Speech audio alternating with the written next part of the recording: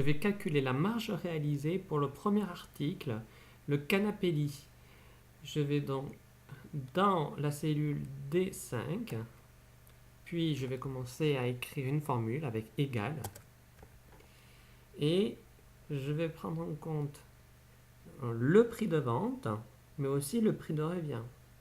Le prix de vente étant le chiffre le plus élevé, je sélectionne le prix de vente, ça donne C5, et je vais soustraire le prix de revient, le signe moins, et je vais récupérer le prix de revient dans la deuxième feuille. Attention, je vais aller cliquer dans la feuille prix de revient, et je sélectionne le prix de revient qui est dans la cellule C5. Attention, ne faites pas l'erreur de revenir tout de suite dans la première feuille pour ensuite valider la formule. Si vous faites ça, vous allez perdre la formule qui vient de s'inscrire, vous voyez, dans la barre de formule, égale C5 moins prix de revient C5, ça c'est juste. Si jamais vous revenez dans vente première semaine, c'est-à-dire la première feuille, hop, regardez maintenant la formule. Égale C5 moins vente premier semestre C5. Aïe aïe aïe. Ce n'est plus du tout le prix de revient qui est dans la deuxième feuille qui est pris en compte, mais maintenant deux fois la même chose, c'est-à-dire deux fois le prix de revient, puisqu'il s'agit de la cellule C5 de la première feuille aussi. La formule a changé.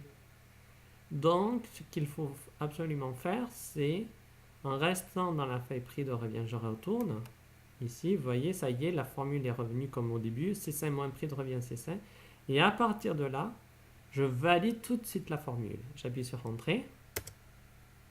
Et automatiquement, nous rebasculons dans la première feuille et le calcul s'est bien réalisé. Pour la marge réalisée, ça donne 518 €. Très bien. Maintenant, nous allons pouvoir utiliser l'outil de recopie pour pouvoir copier-coller la formule sur toute la colonne, pour tous les articles. Hop, je vais cliquer sur la poignée de recopie, un clic, je maintiens, je glisse vers le bas et je lâche. Ça a fonctionné. Et maintenant, je peux même faire le total, à la ligne totale, de toutes les marges réalisées avec la somme automatique sigma.